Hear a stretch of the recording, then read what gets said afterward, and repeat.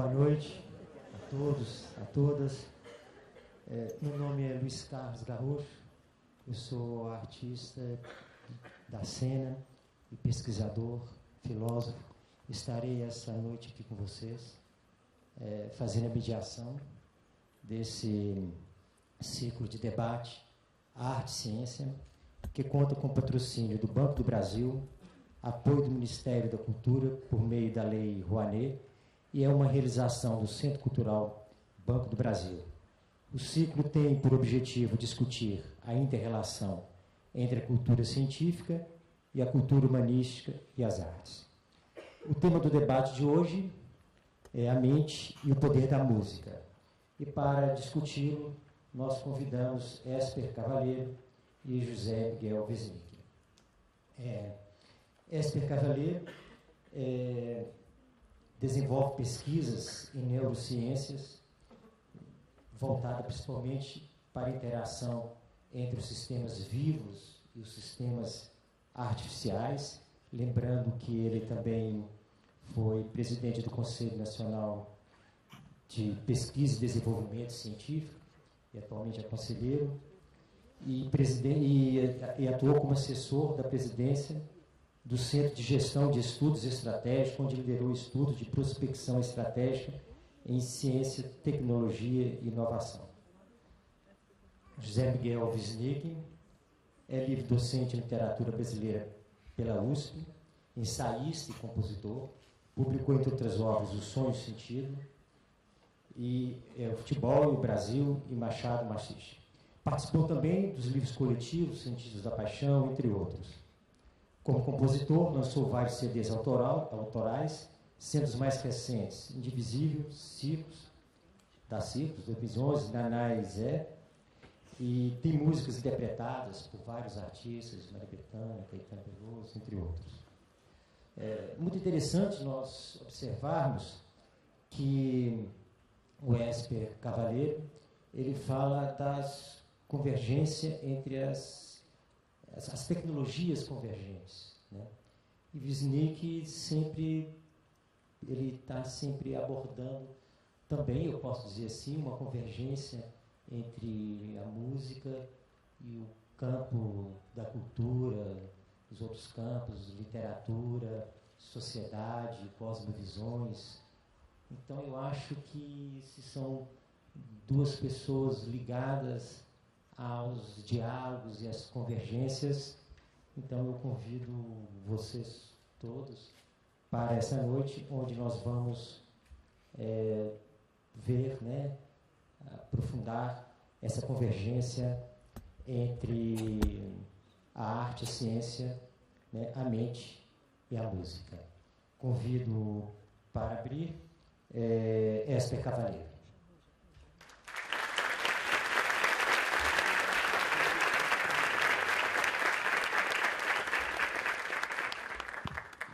Bom, boa noite. Eu queria inicialmente agradecer o Centro Cultural do Banco do Brasil.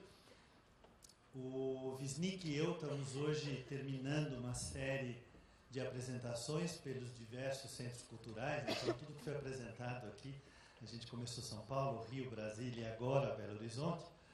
E, portanto, foi uma aventura muito interessante para mim, que aprendi muito com o Wisnik, e olhar a música por um lado que não é aquela do neurocientista. Mas eu vou hoje, então, contar um pouco para vocês do meu lado de ver a música, e dentro desse espírito da convergência, eu já achei muito interessante que temos aqui também um filósofo que veio aqui, então nós começamos, e se eu olhar um pouco toda essa plateia, nós vamos ter uma convergência e que tenta quebrar essa disciplinaridade acadêmica que nos perturba tanto. Bom, hoje eu vou falar então do cérebro, e falar do cérebro e música, eu vou contar um pouco para vocês, para que haja um contexto de entendimento daquilo que eu vou falar. Eu vou contar rapidamente um pouquinho da história da neurociência, para que a gente entenda como é que nós estamos hoje. Vou falar um pouco das novas tecnologias usadas para entender o cérebro, e depois eu vou falar o que é que nós, da literatura que trabalha com esse assunto de uma forma geral, vê o que é que a música faz no cérebro. não é? Então, vamos tentar percorrer este espaço dessa forma e vamos ver se nós entendemos, não é, o que é que eu estou pretendendo aqui. Essa introdução à história da neurociência, vocês vão observar que nós começamos sempre, quando nós falamos da área de saúde, vamos falar do Hipócrates, que é o nosso pai a todos os que trabalham na área da saúde, e ele sempre já tinha dito alguma coisa que era muito real e que era muito importante.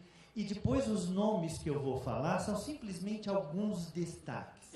Notem que eu começo lá com Hipócrates, 400 anos antes de Cristo, e vou aqui nessa página até 1800.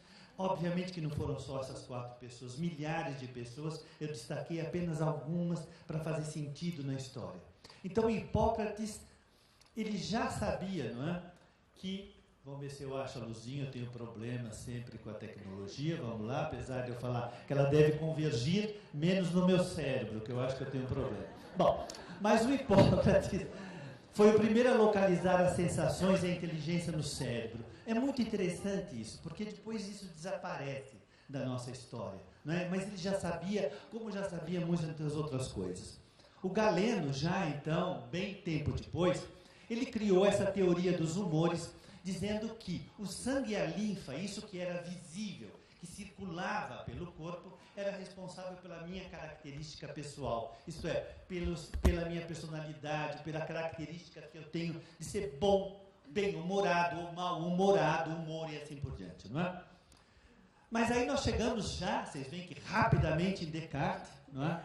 Que então ele cria essa história que nós chamamos, né, do dualismo mente-cérebro, porque ele acaba dizendo que o cérebro é a parte material da coisa, é a parte estrutural, enquanto que a mente seria aquilo que é o que se deposita sobre o cérebro material para fazer a gente ser o que é.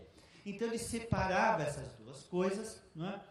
E para fazer sentido, ele escolhe uma estrutura do cérebro, que é a epífise, que é uma glândula que depois a gente vai aprender, muito tempo depois, que está relacionado com o sono e a vigília, mas que ele entendia que era ali, como ele é uma glândula única e fica no meio do cérebro, uma estrutura central, ele achava que o que era bilateral, nós temos 2 hemisférios, tudo que era bilateral se juntava nessa região e ali fazia a conexão entre a estrutura e aquilo chamava mente que estava fora, não é? Então, essa ideia permanece até hoje, de muitas formas, dentro do pensamento humano, de um dualismo, né, entre mente e cérebro, e aí nós podemos falar de corpo, alma e do que vocês quiserem, né? Mas, até então, nós não tínhamos a menor ideia do que é que o cérebro fazia, e o Galvani, já em quase 1800, ele foi a pessoa que conseguiu fazer registro de um nervo, e ele pegou o nervo da rã, do sapo, da perna, que é grande, é o nervo que a gente vê, e, portanto, ele percebeu que ali havia corrente elétrica. Então, ele disse que tudo funcionava com corrente elétrica, mas ele não tinha a menor ideia de como é que isso acontecia e por que acontecia. Foi, para nós, uma descoberta muito interessante, porque, a partir daí, já se começou a imaginar que o cérebro tinha alguma coisa especial. Por que corrente elétrica?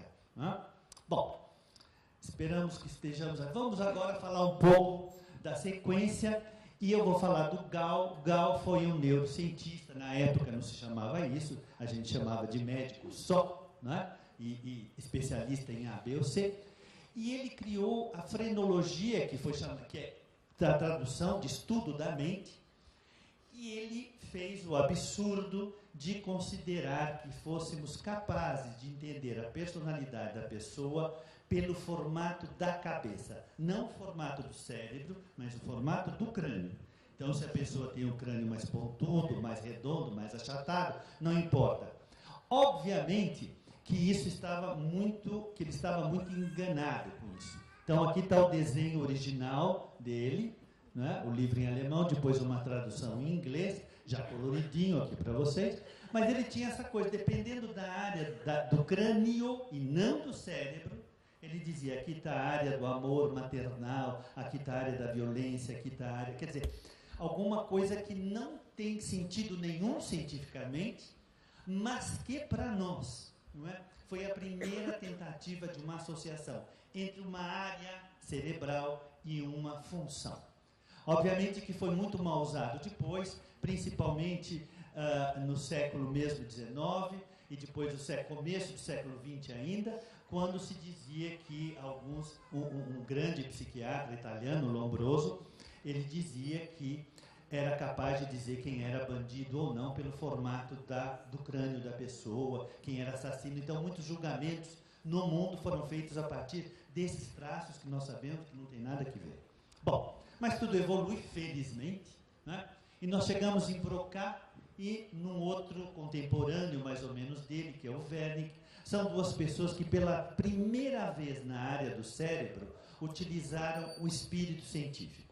Os dois eram médicos, os dois já tinham uma escola voltada para o estudo das doenças que afetavam o cérebro, a psiquiatria, assim por diante, que ainda era meio confuso a limitação nessas áreas. E o Broca tinha uma coleção de pacientes que ele atendia e que mandavam para ele, porque ele era um especialista, de pessoas que, por um acidente, por um derrame cerebral, por uma pancada na cabeça, essas pessoas, de alguma razão, perdiam a capacidade de exprimir a linguagem. Eles ouviam, eles entendiam o que ouviam, mas eles eram capazes de emitir som, isto é, o aparelho vocal estava bom, mas ele não conseguia construir palavras que exprimissem o que ele queria dizer. Ele acompanhou essas pessoas durante a vida toda e aí, cientificamente, ele pediu autorização para as famílias que, quando morresse, ele queria ver o cérebro. Então, aí, ele observa nessas pessoas, esses dois cérebros são dos primeiros pacientes do Broca mesmo, quer dizer, que ele mesmo viu e que estão aqui representados. Este é um e esse é o outro, esse é maior aumento, mostrando essa lesão num paciente e essa lesão num outro paciente muito próxima, quase na mesma região cerebral. E aí ele viu isso em vários pacientes e aí ficou conhecido como a área da expressão da linguagem. Então, a fala, ela tem a sua articulação e a sua construção nesta região aqui do cérebro, tá certo? Que está ali representada. Na minha cabeça está aqui. Bem anterior, aqui está bem a parte anterior do cérebro, aqui está a parte posterior, vocês veem que é mais anterior. Não é? O Wernicke, ao contrário, ele, sabendo do trabalho do Broca, ele começou a se interessar por um outro tipo de paciente, que era o paciente que podia falar, mas que depois de um acidente, que tinha tudo normal, mas um acidente, uma pancada, o que fosse, essa pessoa perdia a capacidade de compreender a linguagem.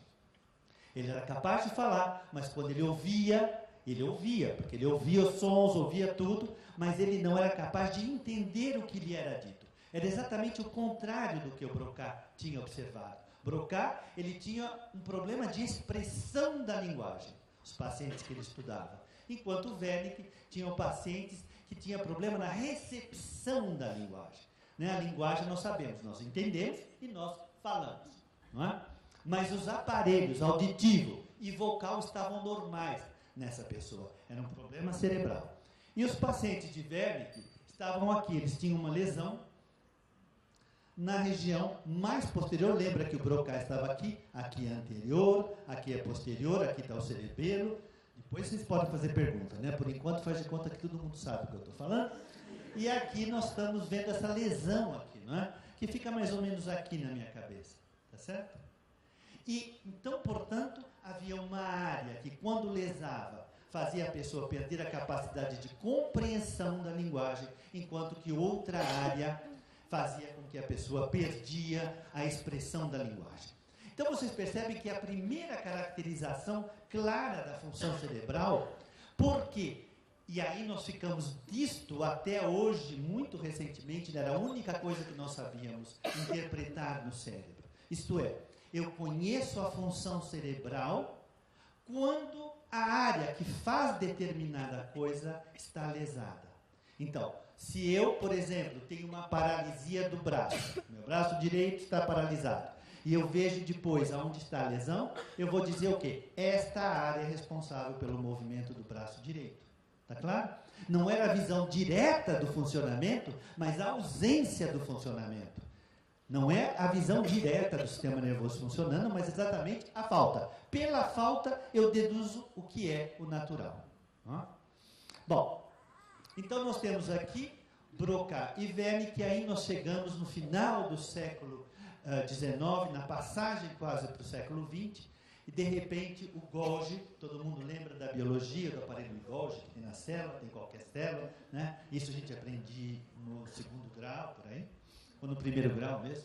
Bom, de qualquer forma, o Golgi, ele trabalhava em Pavia, no norte da Itália, muito pertinho de Milão, era médico residente, e os residentes naquela época moravam, era residente porque moravam no hospital, né, por um período de aprendizado, e ele, por acaso, era curioso, trabalhava à noite, essas coisas dos nerds hoje, né, fica até tarde, estudando sozinho e tal.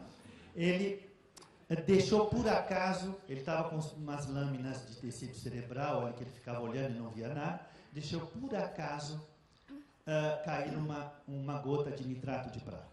Ao cair o nitrato de prata, ele tem um tipo de orgasmo máximo, né? Porque pela primeira vez na história alguém viu uma célula do sistema nervoso. Todas as demais células do corpo, vegetais, já eram conhecidas, do coração, do músculo e tal. Mas o cérebro até ali, ou a gente olhava para ele, via uma coisa cinza, parada, todo mundo já viu o miolo de boi, é que essa coisa. Nada está acontecendo. O coração é esse órgão escandaloso, que a gente já vê ele pulsar, bater, o líquido circula, o pulmão infla, desinfla, né? Nós, pessoalmente, temos a experiência de uma cólica intestinal, nós sabemos quando dói o estômago. Agora, o cérebro, nada. Olha para ele e nada. Então, nós não sabíamos o que tinha lá. Quando tinha lesão, acontecia alguma coisa, mas o que era essa lesão? Né? Aí ele fez esse desenho com o microscópio da época, que vocês veem que é uma maravilha. Essa estrutura aqui é uma estrutura muito importante em todos nós, que depois da próxima palestra vamos falar sobre isso, que é sobre a memória. Aqui está o hipocampo. Vocês veem que hipocampo é cavalo marinho, e se eu puser de pé essa figura, parece o cavalo marinho, parece? Não é? Então, por isso que a anatomista pôs o nome de hipocampo. E vocês veem aqui os neurônios que ele via pela primeira vez. Não é? Vocês imaginem o que é para uma pessoa que trabalha com cérebro e falou, ué, tem célula aí também. E aí nós temos os famosos neurônios, não é? Tudo aquilo que a gente precisa para viver e para ser o que é. Bom, posteriormente, Ramon e Cajal, muito contemporâneo. Ramon e Cajal é um espanhol que tem esse nome duplo, não são duas pessoas, é uma só, Ramon e Cajal. Ramon e Cajal, ele trabalhou com isso, pegou a técnica do Golgi e trabalhou muito, e conseguiu desenhar todos os neurônios que nós conhecemos hoje com as técnicas mais fantásticas de hoje. Eu vou mostrar um desenho dele. Olha que perfeição, isso feito em 1900. Né? Esse aqui é um neurônio do cerebelo, é uma célula muito importante para nós fazermos movimento. Né? Ela está no cerebelo e ele é chamado de neurônio de Purkinje, foi a pessoa que descreveu pela primeira vez como é que ele funciona. Então vocês veem que tem essa árvore que recebe informações de milhares de outras células e manda para frente o sinal elétrico através desse fininho que está aqui. E aqui são outros neurônios também do cerebelo que ele desenhou, e ele desenhou tudo, não deixou nem nada para ninguém. Vocês podem hoje descobrir uma coloração fantástica, né? Põe lá no microscópio, pega o livro do Cajal e vai olhar lá, vocês vão ver que ele já tinha descrito essa célula. Ele não deixou conversa para ninguém. Mas então os dois, tanto Golgi como Ramon e Cajal, ganharam o prêmio Nobel no mesmo ano, em 1906 para 1908, não estou lembrado muito bem, mas eles juntos ganharam por essa visualização do cérebro e da unidade que faz o cérebro funcionar, isto é, o neurônio.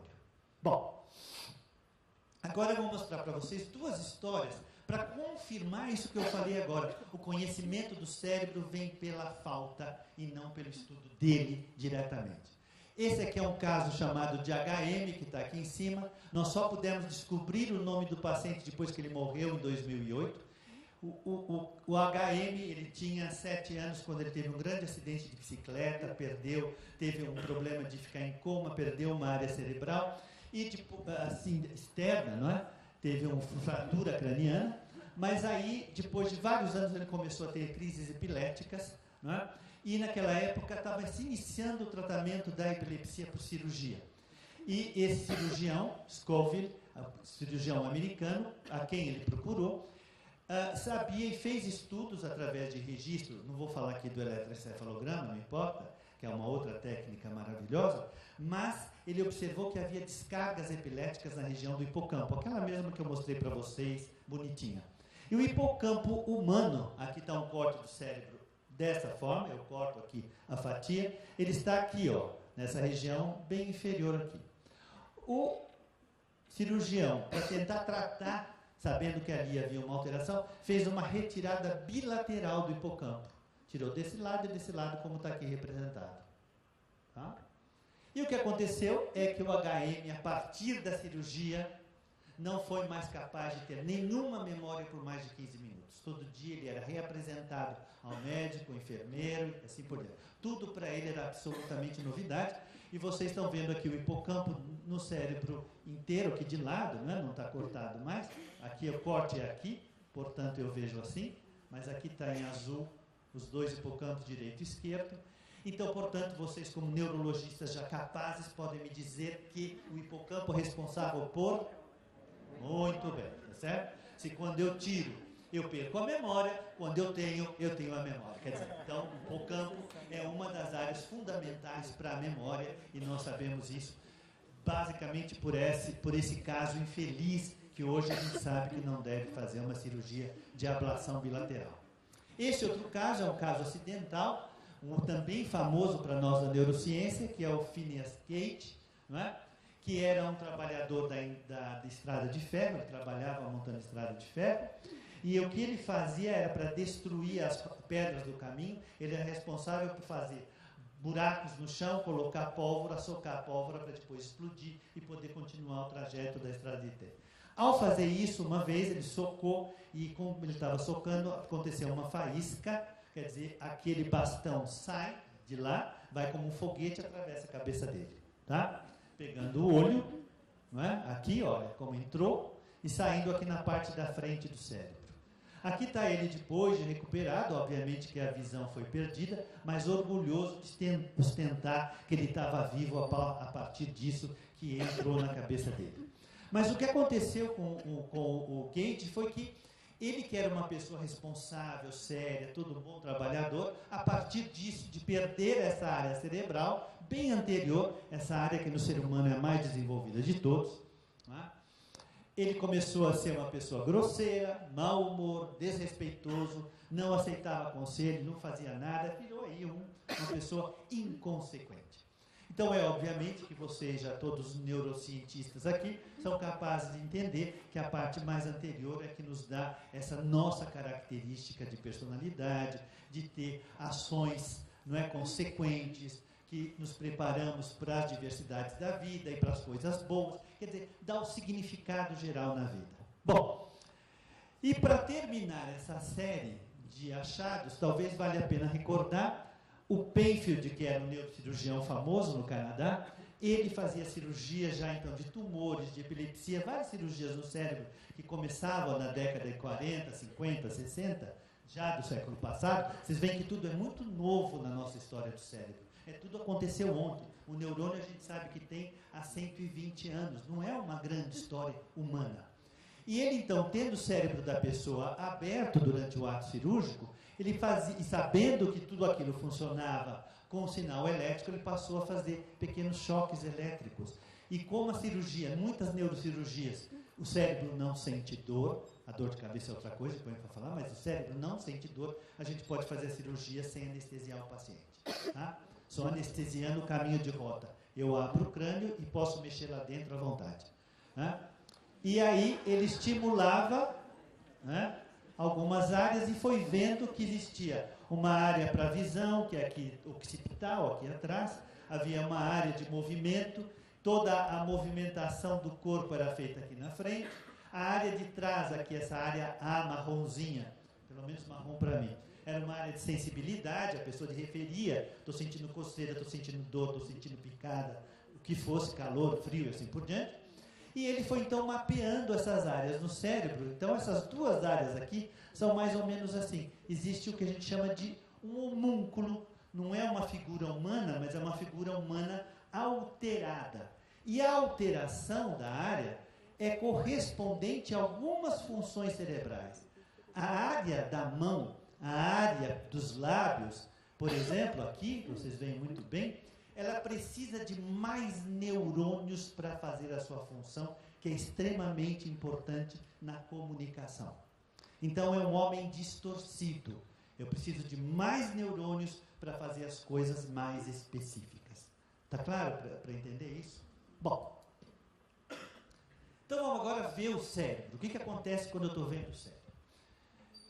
Sem querer revelar muito a minha idade para vocês, mas dá para perceber, né?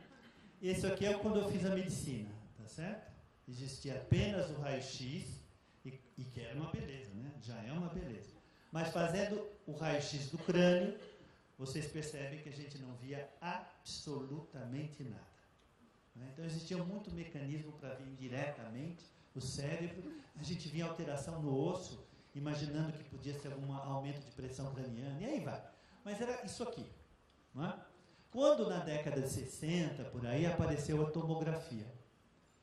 E a tomografia são vários raios-x em diversas regiões, quer dizer que cobre toda a superfície do aparelho, é um aparelho circular, quem já viu o tomógrafo, tudo é raio-x, e o computador soma as imagens e dá isto aqui, tá certo? Que é essa visão do cérebro. Vocês imaginam eu estudando isso aqui, depois chegar isso aqui, era uma maravilha, né? A tomografia hoje me permite ver a estrutura cerebral, a parte anterior, a parte posterior, o cerebelo aqui. E, portanto, se eu tiver alguma alteração, eu já era possível, portanto, de ver. Mas a tecnologia não para, a tecnologia é o nosso braço de quem faz ciência, e chegamos, em primeiro lugar, essa aqui eu só tentei virar a imagem, mas não tem importância. Esta aqui, que aparece muito bem detalhado, vocês veem que é a ressonância magnética, é uma estrutura perfeita, eu consigo ver a substância cinzenta, eu vejo a substância branca, vejo este conjunto de fibras que é chamado de corpo caloso, que une as duas metades do cérebro, vejo os detalhes maravilhosos do cerebelo aqui atrás e vejo várias coisas que eu não vou ficar discutindo. Mas aqui dá para falar, olha, aqui está a visão, aqui está a parte pré-frontal, a parte que o Gage perdeu, aqui tem a parte motor, e aí vai. Em todo caso, a gente olhando isso aqui, olhando a tomografia, aí teve nos anos, será, 70, 80 por aí, eu não estou lembrando muito bem a data, teve uma apresentação de um grande pesquisador americano, que tinha o nome russo, Sokolov, e ele chega com essa imagem aqui, 2 vezes repetida a mesma imagem, vamos supor isso. E ele perguntava para o público aqui, vocês podem me dizer quem está vivo e quem está morto? Aí todo mundo, não, né? Essa coisa assim, porque não sei. Se eu fizer uma ressonância magnética do morto, é isso aí. Se ele acabou de morrer, se ainda não degenerou tudo, né? Então não dá para saber. Mas aí ele vem com uma técnica que foi descrita por ele, depois muito modificada, que é a imagem por emissão de pósitrons. E eu vou contar para vocês rapidamente como é que isso funciona. Se eu sei que o cérebro, os neurônios, trabalham com 2 elementos básicos, que é a glicose e o oxigênio, eu devo supor que, quando tem mais neurônio trabalhando, essa área precisa de mais oxigênio e mais glicose. Estão de acordo comigo? Né? Então, se eu marcar uma dessas 2 moléculas de forma radioativa, eu posso ver a concentração dessas moléculas numa determinada região onde está precisando mais delas. Elas estão indo para lá. Está claro? Então, obviamente que eu não posso transformar ninguém em um ser radioativo. Portanto, as moléculas que nós usamos são moléculas radioativas de curtíssima duração. A vida não passa de meia hora. Portanto, durante o exame já acabou a radioatividade, pode ir embora, já não contaminou ninguém. Né? E não deixa traço. E uma boa molécula para isso é o oxigênio 18, que a gente usa até hoje. A pessoa respira e aqui vocês veem pela primeira vez para nós, né, na época que trabalhávamos na área, um cérebro funcionando. Quanto mais viva a cor, o vermelho, mais oxigênio existe nessa região. É uma convenção que a gente faz para colorir. Não é assim que a gente vê, mas o computador faz isso por nós. Então aqui eu estou vendo um cérebro funcionante. Está claro? E, portanto, nada melhor para a nossa curiosidade humana de juntar as 2 imagens. Ter o detalhe estrutural, que eu não tenho aqui eu sei o que está na frente, o que está atrás, e assim por diante. mas eu não tenho essa beleza. Juntar essas duas coisas, que hoje nós chamamos de ressonância magnética funcional.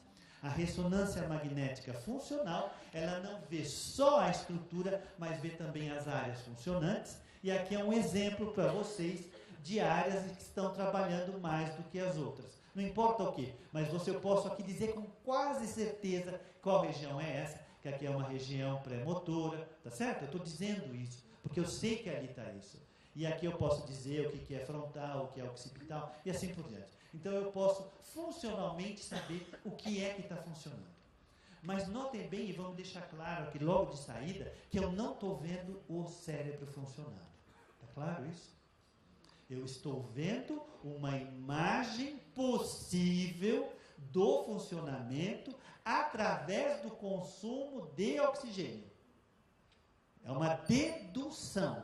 O que faz o computador é deduzir que, como tem mais oxigênio indo para aquela região, essa região deve estar trabalhando mais. Então, ainda hoje, nós não vemos o neurônio mesmo trabalhando, a não ser que é furado da cabeça para usar eletrodo. Mas assim eu não consigo ver. Então, não dá para dizer, esta é a área tal que está fazendo isso. A gente deduz. É um trabalho ainda dedutivo, muito bom, fantástico, maravilhoso, de progresso da ciência, mas a gente tem que imaginar que nós estamos vendo o funcionamento indiretamente, mas não diretamente.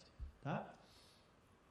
Aqui vocês veem um avanço de tudo isso, que ainda não está em uso, que é chamado de imagem molecular. Tem algumas unidades do mundo que já estão utilizando, principalmente para encontro de algumas patologias graves, como o câncer, mas aqui vocês veem que nós não estamos vendo imagem, mas estamos olhando a via metabólica que produz uma determinada substância dentro de um determinado neurônio. Vocês veem onde é que nós vamos chegar daqui a uns anos. Eu não vejo só o neurônio funcionando, mas vejo o que é que está perturbado dentro desse circuito neuronal. Então, eu posso imaginar. Aqui, no caso, eu vou mostrar para vocês, a gente usa 3 marcadores para a mesma coisa, e aqui nós vamos ver a dopamina, que é um neurotransmissor, onde é que ela é produzida, onde é que ela está sendo liberada. Né?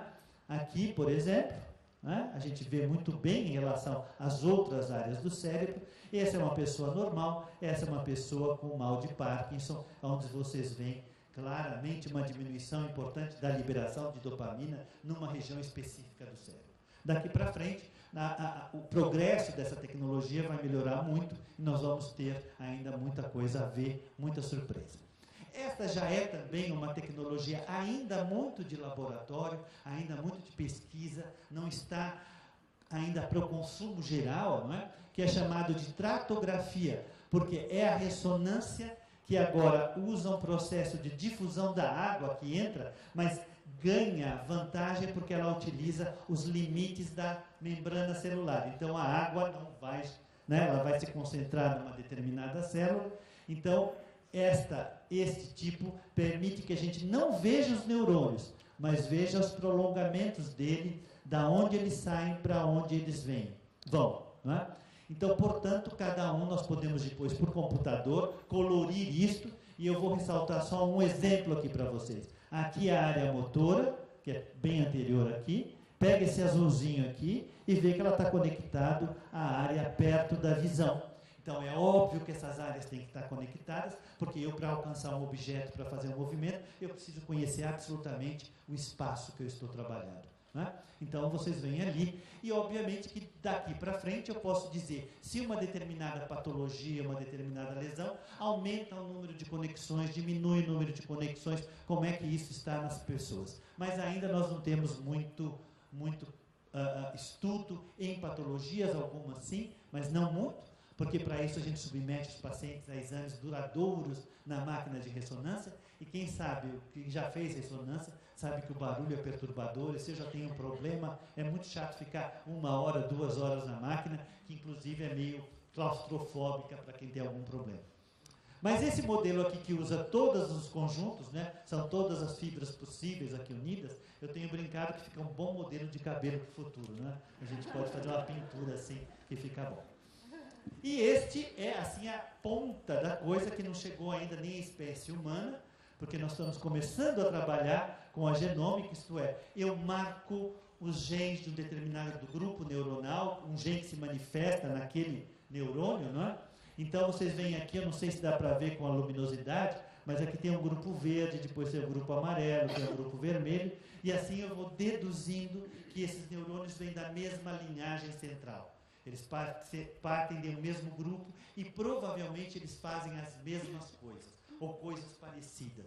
Então, os verdes fazem uma coisa, os amarelos outra, os vermelhos outros, estão todos ali misturados.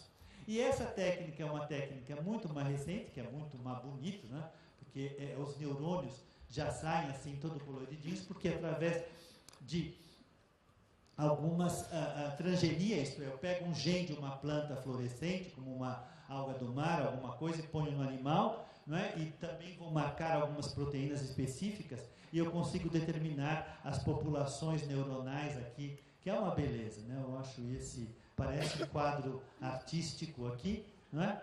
E que eu fico querendo, que eu já falei que os meus neurônios devem ser todos assim, né? Assim, né? Bom, vamos em frente. Então, vamos voltar agora para aquilo que nos interessa, que nos une aqui hoje, que é a música. E eu só pus esse slide aqui para a gente lembrar que o assunto é esse. Esta aqui é uma flauta de osso que tem mais de 60 mil anos e que provavelmente é o instrumento musical mais antigo já recolhido nas escavações por aí. Mas a música é para quê mesmo? Não é? Nós sempre temos, quando trabalhamos com ciência, a gente tem esse desvio de tentar entender por que é que as coisas são assim. Para que elas servem? Por que há evolução? Darwin fez um belíssimo trabalho nesse sentido e todos eles naquela época, não é?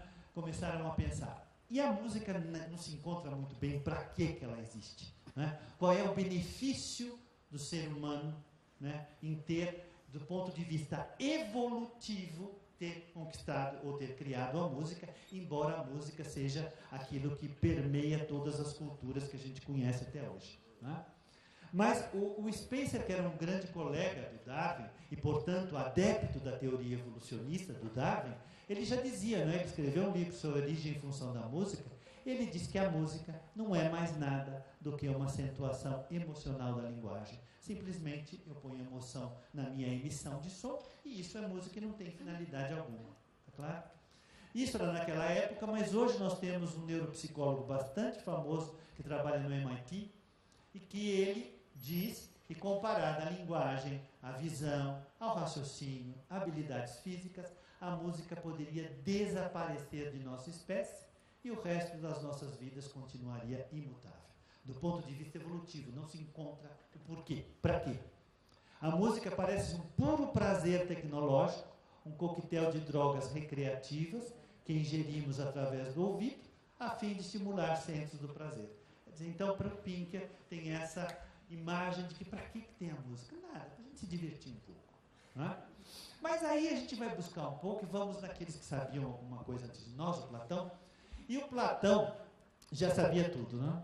Então, ele pega aqui uma conversa entre o Sócrates e o Glauco, no livro da República, o livro 1, ele diz, e de certo, por esta razão, meu caro Glauco, eles vão longe, eles falam muito da música, né?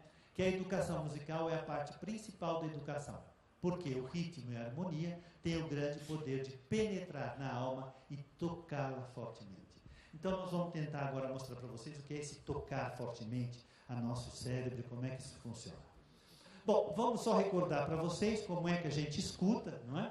O som entra pela orelha, que está aqui. Todo mundo lembra que no final daqui do conduto, né? Que a gente põe o cotonete, lá tem a membrana timpânica e que os otorrinos dizem jamais coloque alguma coisa dentro do ouvido, por causa do tímpano, que é muito delicado. Depois do tímpano, todo mundo estudou na escola, tenho absoluta certeza, dos 3 ossinhos que estão grudados ali. Quais são? Martelo, bigorna e estribo. Todo mundo sabe disso.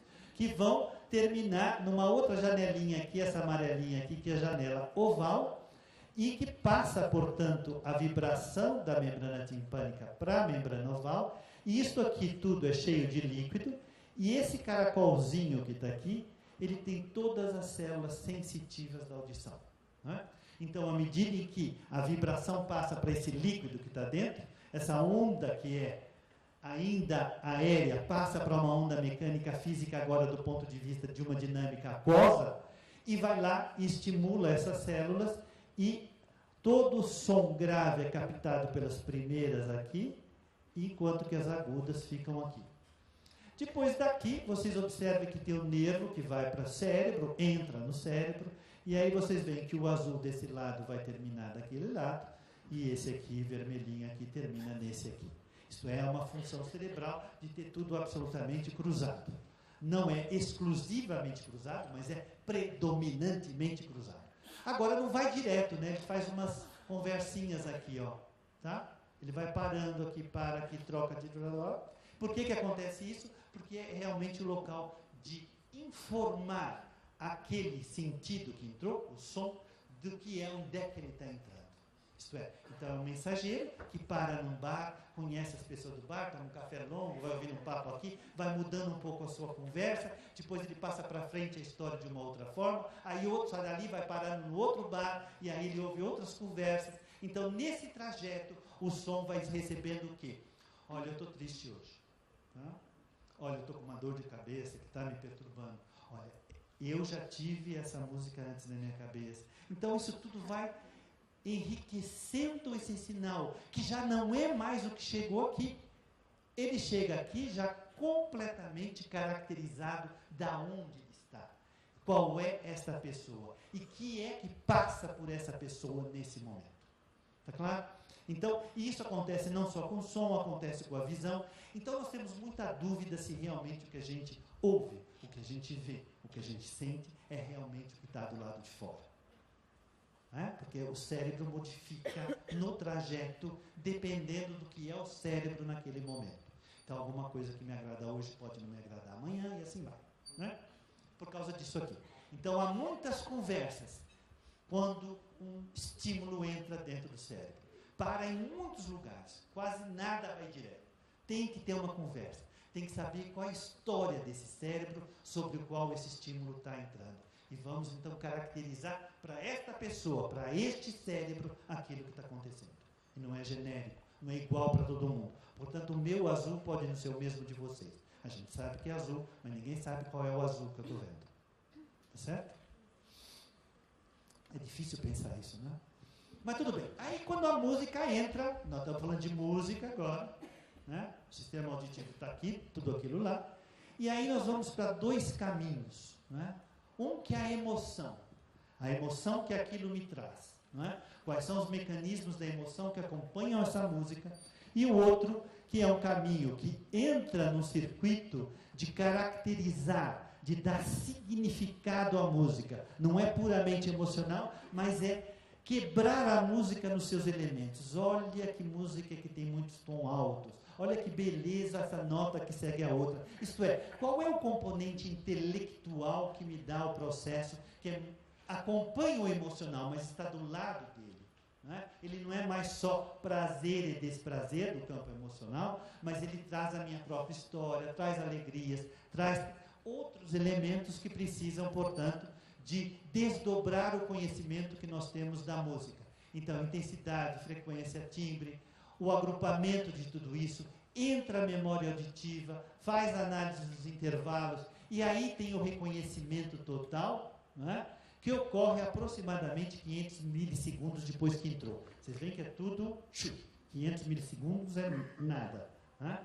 E a coisa está totalmente... Depois tem a correção e aí vai. Mas tudo acontece mais ou menos aqui, em que o processo significativo e emocional se encontram e dão assim, agora sim eu sei o que eu estou escutando e compreendo o que está acontecendo.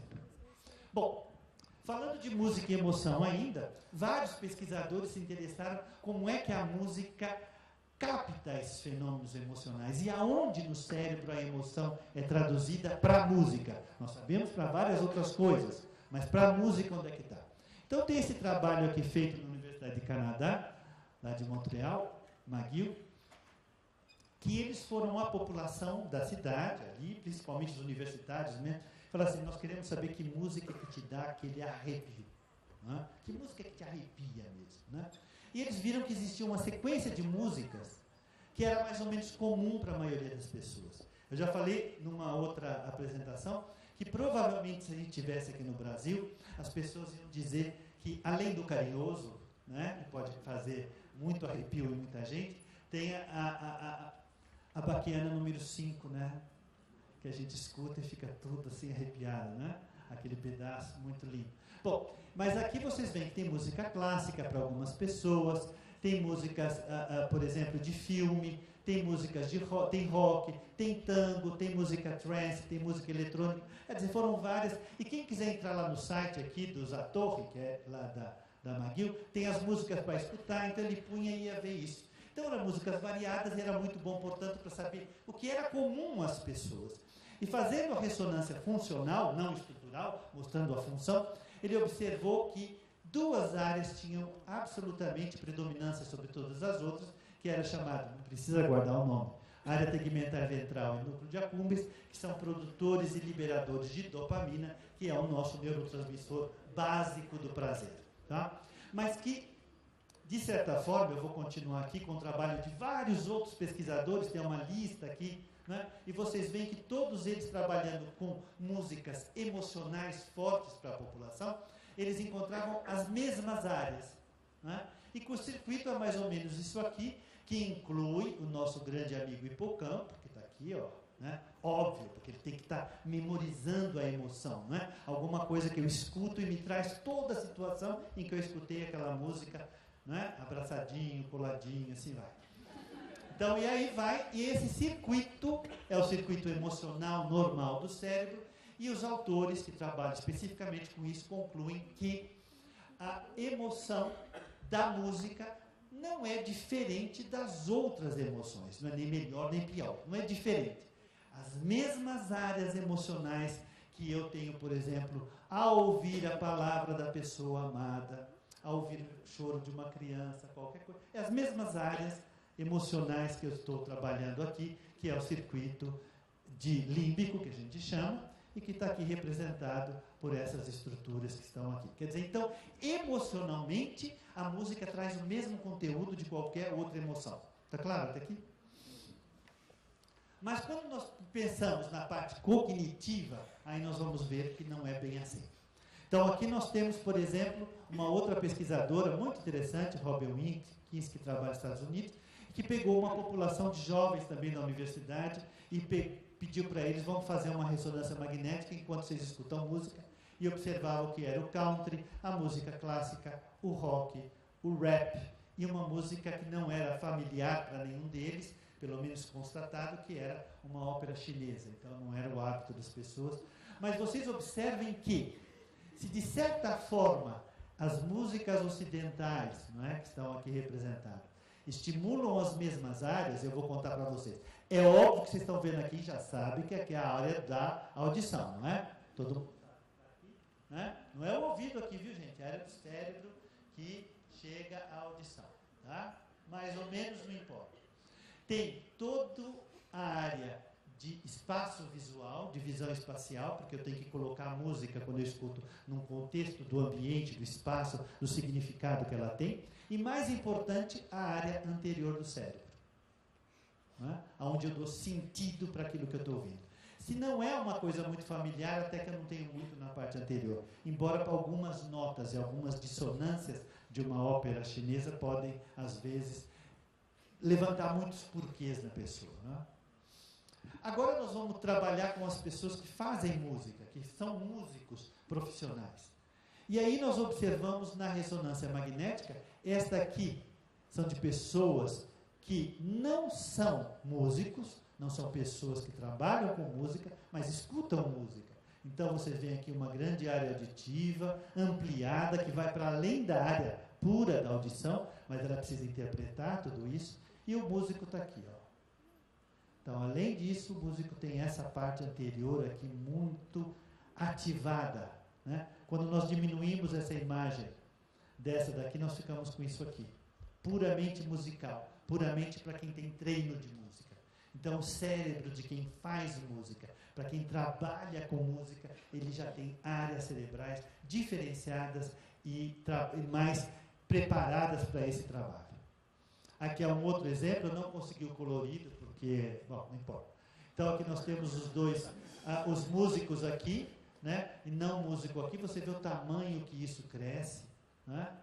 Tá certo? E não é igual nos dois hemisférios, porque nós não somos iguais de um lado e do outro. Essa é uma outra conversa.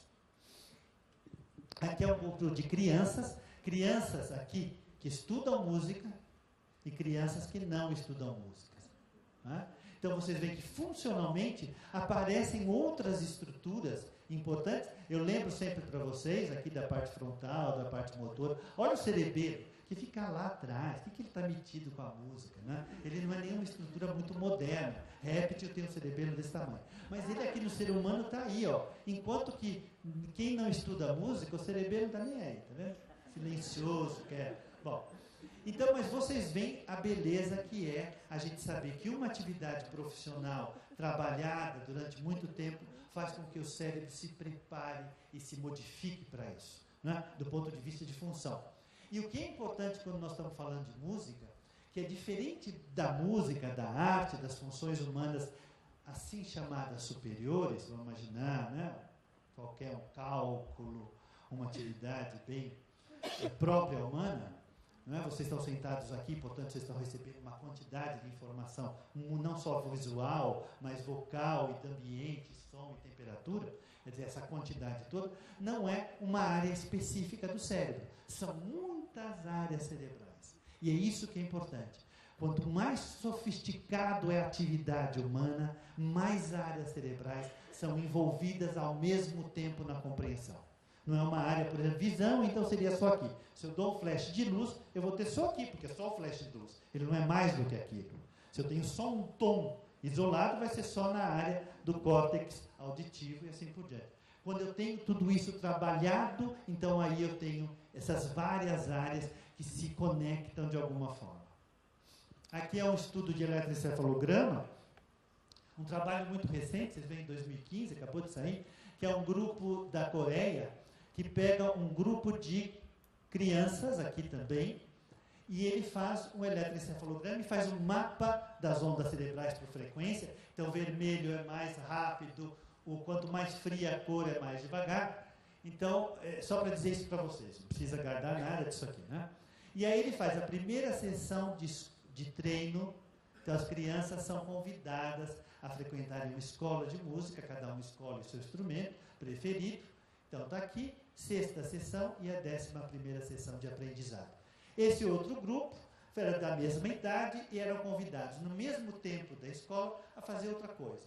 Eles iam para a música e os outros iam brincar, iam para o jardim, fazer o que quisessem, não importa. E aí eles foram acompanhando o que acontecia nessa evolução. E este aqui é o eletroencefalograma de quem é uma pessoa da mesma idade, mas que já tinha um treino bom de música. Então, vocês observam aqui como o padrão vai mudando ao longo, não é? Nesse grupo aqui. Enquanto isso aqui fica muito aleatório, mais na região posterior e assim por diante, chega até a ter uma onda muito lenta aqui, que dá para dormir quase, né? Esse aqui. Pode ver que estavam sentados na biblioteca, né? Uma coisa assim. Bom, esses aqui vão, né? E já não estavam fazendo na hora. Vocês lembram que é depois da escola, né? Terminou a aula, né? Então, estava aqui e vai organizando nesse sentido, né? Uma coisa que era muito genérica começa a ir mais para frente do cérebro, dando mais significado para essa atividade. Enquanto esse outro aqui fica por aí de qualquer jeito. Agora vamos passar não só para aquilo que é função, mas para a estrutura do cérebro. E vocês lembram do corpo caloso que eu falei para vocês? Aquele grande feixe branco que une as duas partes do cérebro, direita e esquerda. Então a gente vai medir isso no exame. E olha só o não músico, o tamanho e a espessura. E olha os músicos. E os músicos ainda é diferente, ó. Pianista e o tocador de violino. Não é? Isto é, o músico não só tem o cérebro funcionalmente diferente, mas ele tem a estrutura cerebral diferente. Tá certo? Ele cria mais fibras para unir os dois hemisférios. E isso fica para o resto da vida, porque ele mudou a estrutura do cérebro. Ele não muda a sua função. Aqui vocês estão vendo um outro trabalho mostrando mais ou menos a mesma coisa, mas é tudo em... vocês veem que os estudos, não tem importância para vocês tudo isso, né? Olha aqui, 14 pessoas que estudam piano, 2 cítaras chinesas, e aí vai. Né? 16 mulheres, aqui é tudo mulher. Ó, né? Então eles olham a conexão entre essa área motora, que está aqui na frente, e essa área visoespacial, e notam a diferença de espessura dessas regiões do cérebro, mostrando que há uma mudança na estrutura do cérebro em várias direções. Né? Aqui vocês estão vendo a própria área auditiva, que é essa aqui. Nós temos a área chamada auditiva primária, que é o primeiro lugar em que chega o som, depois ele vai para a área vizinha, aí ele vai para outras áreas, devido às conexões, tá certo? Aqui tudo isso. E aqui eles põem um eletrodo na cabeça do indivíduo e dão um som. Esse é o não músico. Olha o tamanho do potencial para o mesmo som no músico. E uma pessoa que gosta de música, aquele que vai sempre escutar música e tal. Tá? Aí eles pegam a ressonância magnética funcional desses mesmos indivíduos, aqui está a média, né, para ninguém se confundir, ó, tá? E vão lá e medem essa área aqui, ó, tá? Direita, esquerda, esquerda. Ó, e aí vocês veem o tamanho dessa área, que é a área auditiva primária, nas pessoas que são músicos. Dá para a gente até olhar, né, assim e ver. Ó, aquele disco é a posição anterior, posterior, não importa. Mas dá para a gente ver aqui, né? Quanto mais o indivíduo é profissional em música, maior esta área cerebral e fica lá. O tamanho da área é diferente. Tá? E aqui, uma outra coisa muito interessante, que é esse. Aqui vocês lembram do que eu falei? Da linguagem expressa, da linguagem recebida. Então, é a área de Broca, a área de Wernicke. E existe entre essas duas áreas, como todo mundo haveria de supor, uma união muito forte por fibras. Porque a linguagem falada tem que estar ligada à linguagem ouvida. Não é? A gente faz pergunta, resposta, assim vai a vida. E quando você mede este feixe de fibras através daquela tratografia que eu contei para vocês, vocês veem que numa pessoa que não faz música é assim, e numa pessoa que canta é assim. Olha a diferença de tamanho, a quantidade de fibras a mais que o cantor precisa para poder exprimir adequadamente aquela música que ele aprendeu. Certo? Então, a ligação tem que ser muito mais forte. Né? E é isso que a gente nota. Então, o que é importante é que nós temos na música, no indivíduo que estuda a música, nós temos alterações funcionais e alterações estruturais. Tá certo? Eu vou falar só para curiosidade um pouco de gen e música. E o gen, nós estudamos a genética hoje, de muitos lados a gente estuda a música. Não é? Que vai desde aquela pessoa que tem um ouvido absoluto, que aquela pessoa que fala dó e é capaz de dizer o som que tem o dó, eu sou incapaz, mas talvez tenha alguém aqui que eu falo, não sei que seja músico, né? Qual é o som do lá? Alguém sabe? Quem repete? Bom, então essas pessoas têm a vida absoluta e devem ser o inferno viver perto de mim, né? Porque deve ser uma coisa triste. E tem as pessoas que nascem sem a capacidade de entender o que é a música, né? Ouvem muito bem, tem todo o aparelho perfeito, mas cantou, a linguagem cantada, neca. A música não tem nenhum sentido para ele, não é nada. É um barulho como outro qualquer. Então, tem vários estudos que vão desde a pureza, né, do estudo de todos os sentidos que nós vemos na música, e hoje a gente tenta entender a genética desse processo. Mas é que só para fazer curiosidade, como nós estamos só falando curiosidades hoje, vamos ver aqui, eu pego um montão de artistas que vão se apresentar numa orquestra e tiro o sangue deles antes de ir e vou ver quais são os genes que estão se exprimindo nesse momento. Não importa quais são os genes, né? Se vocês quiserem eu falo cada um, mas não importa. Então está aqui, né? E aí eles vão, tocam, terminam a apresentação, tira-se sangue de novo dessas mesmas pessoas e aparece um outro padrão. Os genes passam a exprimir outras coisas. É muito interessante. O que isso vai dar, eu não sei, mas que é muito curioso é. A gente pode imaginar o que aconteceria se é um conjunto de rock, um conjunto de rap. Esses aqui são todos músicos clássicos, né? Então, nós podíamos fazer isso. Será que o significado genético, a expressão do gene é a mesma em todo tipo de música? Ou uma música que seja mais harmônica, uma música mais desarmônica, um canto tonal, um canto polifônico e assim vai, né?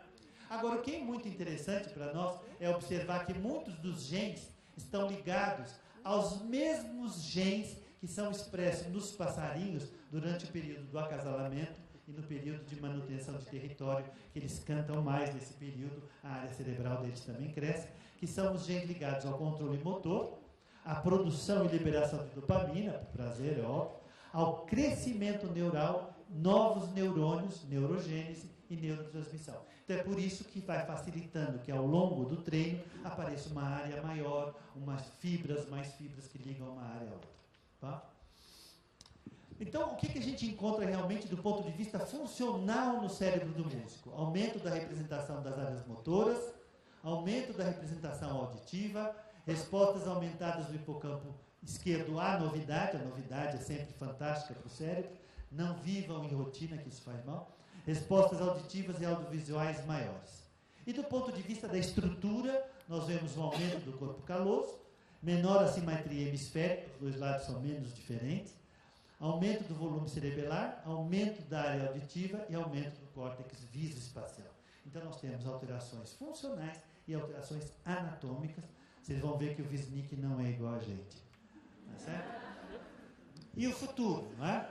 O futuro que se pode prever é que nós possamos fazer musicoterapia diferenciada. Para falar de musicoterapia seria mais 2 dias aqui, mas não importa. Mas a musicoterapia, de certa forma, que fosse direcionada para determinadas áreas cerebrais, quando a gente puder acompanhar uma musicoterapia com uma ressonância magnética, seria talvez utilizar determinado tipo de música para determinada disfunção. Os implantes cocleares, você sabe que a gente troca a cóclea de quem é surdo, põe uma cóclea eletrônica. Então, nós poderíamos imaginar que eu faço uma cóclea já modificada, uma cóclea com o padrão de cachorro, que é muito mais amplo, que ouve muito mais do que a gente, e implantar. Pode ser uma vantagem para o ser humano, como pode ser uma desvantagem. Vamos aprender isso no futuro.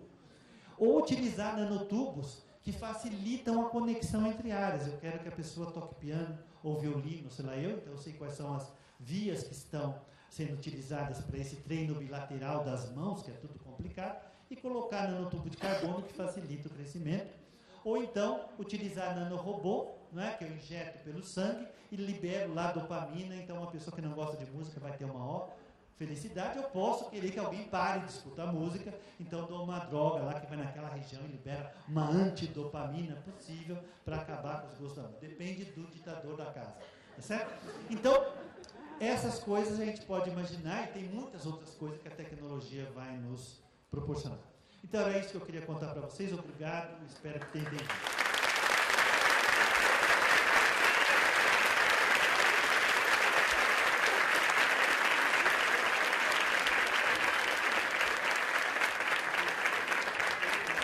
E agora vem o Wisnik, né?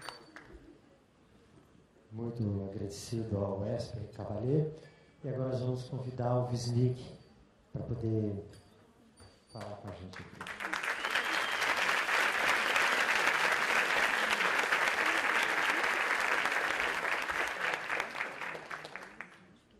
Boa noite. Então, quanta luz. Vou esconder dela mais pra cá. Dá tudo no olho, assim, já não vê vocês. Bom, um grande... Mas, se puder diminuir isso aqui, seria ótimo. E ao mesmo tempo aumentando ali, que maravilha.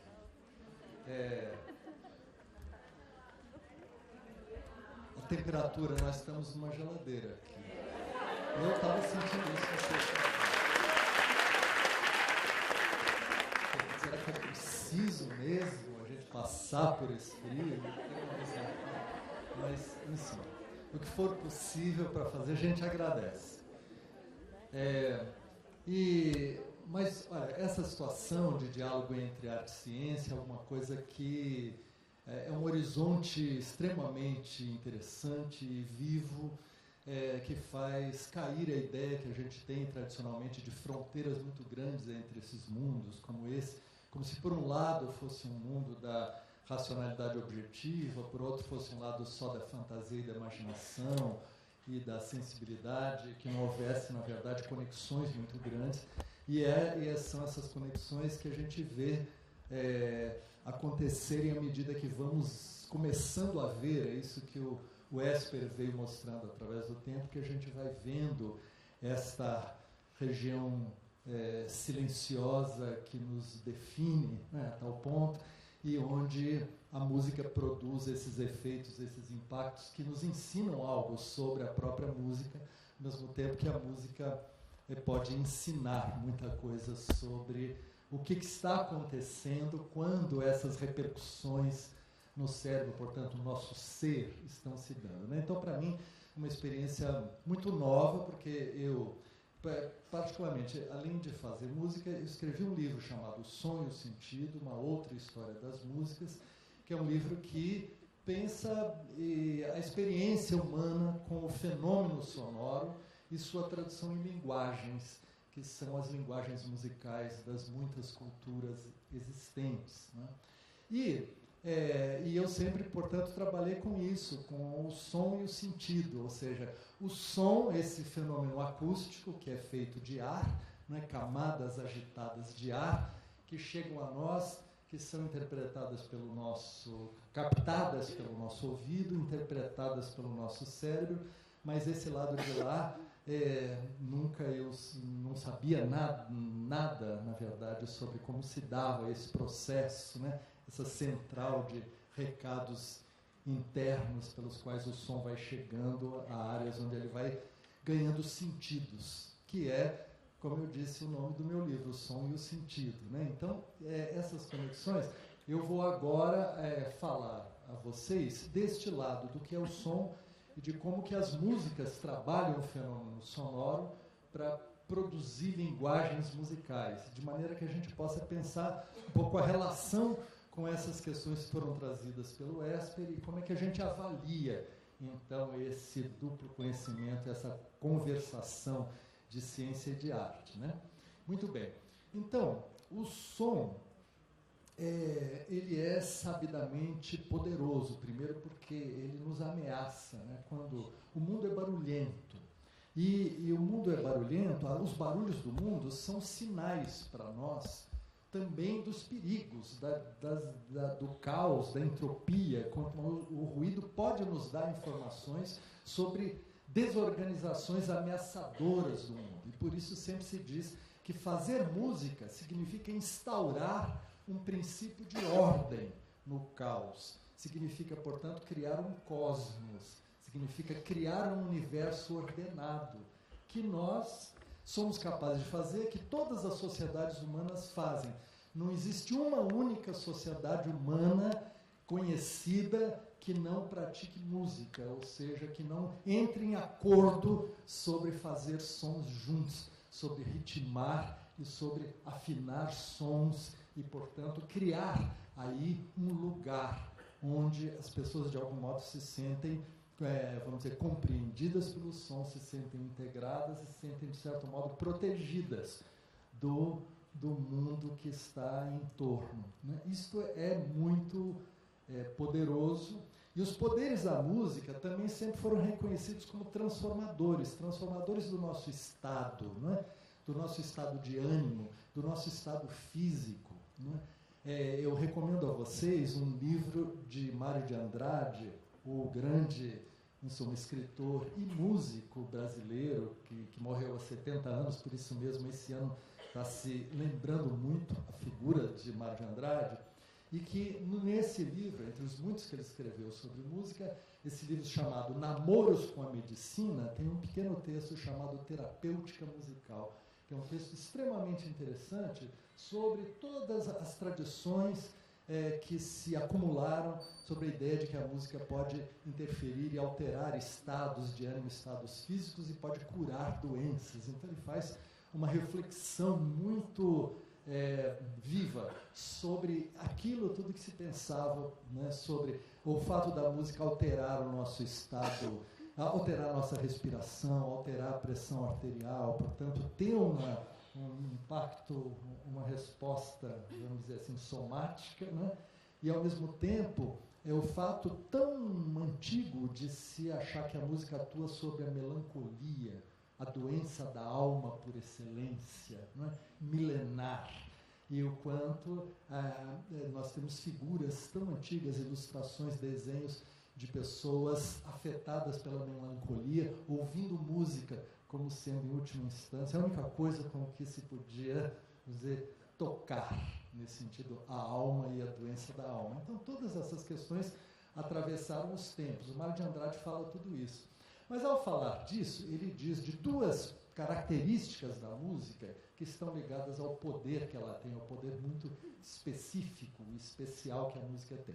Um é o seguinte: a música, ela tem uma dimensão rítmica, ela nos coloca numa experiência de tempo, ela nos faz sentir o tempo, como se fosse ela é que nos faz, como se a gente pudesse apreender o tempo, de algum modo tocar o tempo, ter para nós o tempo, essa coisa que em suma é absolutamente inapreensível, não é? E que no entanto está todo o tempo nos modificando. Então a música tem uma pulsação, e a pulsação, o batimento, não é? Aquilo que hoje se espalhou pelo mundo através da palavra inglesa beat, né? Esse bater, essa percussão, esse latejar, essa pulsação, é uma coisa com a qual a música trabalha, e através da pulsação a música nos toca muito fortemente, e tanto na nossa, como eu disse, nossa respiração, nosso movimento corporal, nossa circulação sanguínea, mas também, certamente, pelo que vimos aqui, as frequências cerebrais. O Esper mostrou no final, né, que músicos ou pessoas, antes de participar de uma experiência musical, uma análise sanguínea mostra que elas estão, vamos dizer, sinalizando um estado, e que depois disso houve grandes alterações, né, que estão ligadas ao que os genes estão dizendo, né, e nós, certamente um horizonte fascinante, talvez nunca decifrável, mas caminhamos para pensar como que, em suma, os genes se traduzem em sentidos, né, que sentidos estão nesses princípios genéticos que são ativados ali pela música. Ora, o fato da música ter ligação forte com o ritmo está ligado à primeira e primordial experiência humana. Vocês tiveram uma sensação de alívio súbito, que está ligado a isso, quando a gente está submetido à experiência de um ruído constante, de fundo, entende? Que, por ser um ruído constante de fundo, ele está ali, ele fica amortecido, a gente não escuta conscientemente, mas ele está nos incomodando o tempo todo. De repente ele desaparece e a gente descobre que podíamos existir sem ele, entendeu? Isso aqui é uma respiração fantástica, e isso. Para dar esse exemplo, foi combinado lá com a técnica. Brincadeiras à parte, não é nada disso, mas a verdade, então, é que a primeira percepção do ser humano é, dentro do ventre da mãe, o bater do coração da mãe, esse tambor matricial de todos os ritmos. A primeira coisa que escutamos na vida é música, se quisermos, mas este fundamento da música, que é a pulsação, né? E isso está, vamos dizer, antes de qualquer outra coisa, e isso certamente deixa uma marca a qual todos nós, de algum modo, respondemos individual ou coletivamente, né? Porque quando somos chamados para um estímulo musical, tão facilmente as pessoas respondem ritmando, né? Respondendo ao ritmo com ritmo. E depois de nascida a criança, os estudos psicanalíticos que eu cito no livro Som e Sentido falam na importância constitutiva da voz da mãe para a criança, ou seja, que a mãe fale com a criança, que a mãe cante para a criança, que a mãe envolva a criança com a sua voz, e que a voz da mãe, ou de quem cumpre essa função, possa ser uma espécie de um envelope sonoro que compreende a criança, compreende no sentido também, vamos dizer, físico, de envolver, porque é como se a gente, tendo saído desse ambiente tão protegido que é o ventre, né, o útero, a gente saísse para um ambiente desprotegido, mas precisasse ainda ser protegido por alguma coisa que afinal é música, é a música da voz, né? A voz que fala, ou que canta, e mesmo quando fala, para a criança está cantando, porque o que ele está ouvindo não são palavras que a criança não conhece, mas o que está ouvindo é uma voz que tem sentido. Ainda não tem significado, mas tem sentido. E aqui é importante fazermos essa distinção, porque significado as palavras têm. Quando entramos no universo da palavra, nós passamos a lidar com os signos linguísticos, signos verbais, que têm essa propriedade de se referir às coisas, de se referir aos objetos. Por isso, seu significado pode ser traduzido por uma palavra que é um sinônimo dela, ou numa outra língua. Mas, em suma, os signos, enquanto têm significado, eles podem receber tradução. Mas os sons musicais não tem significado, mas tem sentido. O que é o sentido, no caso? São as intensidades que estão contidas ali, são os ritmos, são as sensações de tensão ou de repouso. Todas essas coisas formam frases, formam sentidos, sem ter palavras. E não podem, por isso, ser traduzidas. A gente não pode traduzir um som musical em outro. Um outro som musical é outro. Cada um é um. Não é? Então, a música, portanto, nos coloca numa outra dimensão de sentido, mas é que se combinam duas coisas que são matriciais, como dissemos, remetendo a figura materna, mãe, quer dizer, o ritmo e a voz, que é melodia que nos envolve. Portanto, o ritmo e melodia são experiências muito constitutivas que, nesse sentido, não nos abandonam pela vida inteira. Não é? O quanto nós estamos, de algum modo, ligados a isso. Mas ligados por propriedades que são, como eu disse, dos sons, que podem ser mais desorganizados, quando eles são os sons caóticos dos ruídos do mundo. Isso aqui, quando eu faço, isso aqui, esses sons, eles não têm uma definição e uma estabilidade, porque os sons são frequências, são ondulações, são necessariamente vibrações repetidas, e quando eles não têm regularidade, não têm periodicidade, eles simplesmente formam barulhos, ruídos, que são como se fossem manchas, se a gente pudesse vê-los, não é?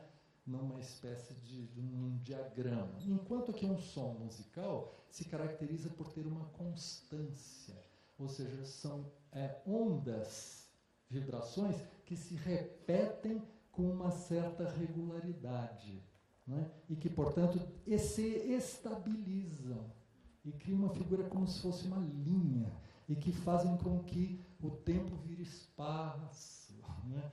Porque, em vez de, quando nós estamos falando, nós estamos melodizando também. Toda fala, ela segundo eu aprendi com a Esper, ela modula o hemisfério esquerdo com o hemisfério direito do cérebro. E ela está sendo, os conteúdos que eu estou dizendo, e vamos dizer, os nexos racionais entre eles, estão sendo modulados por afetos, por sentimentos, por sensações, que estão presentes nas palavras que vamos dizendo, por isso elas vão tendo melodias, mas são melodias instáveis, pouco definidas.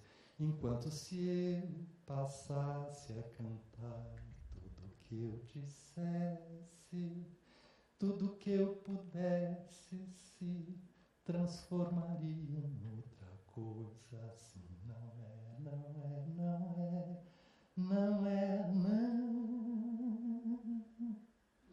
Ou seja, isso nos remete imediatamente a uma outra dimensão. Cada sílaba ganha um lugar e começam a formar relações. Né?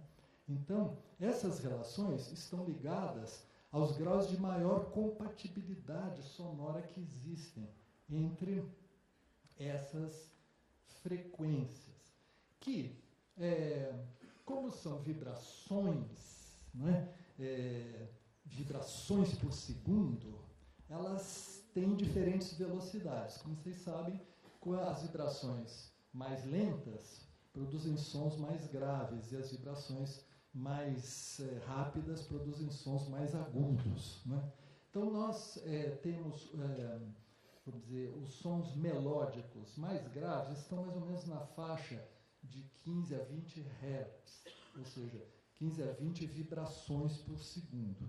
Enquanto que, quando isso vai subindo, nós vamos cada vez mais indo para sons agudos até o limiar dos 20.000 Hz, 20.000 vibrações por segundo, que são os sons mais agudos que a gente consegue ouvir. Então, é entre os 20 Hz e os 20.000 que se dão as notas melódicas com qual fazemos as melodias. Como sugeriu Esper, a partir de 20.000 nós deixamos de ouvir. Os cachorros continuam ouvindo e às vezes estão ganindo, coitados, por causa de sons que estão no ar e que nós não estamos ouvindo e eles sim. Né? Muito bem, mas como essas notas se relacionam aqui, que é interessante, pela primeira vez na nossa turnê, há um piano, e isso facilita alguns exemplos para se mostrar.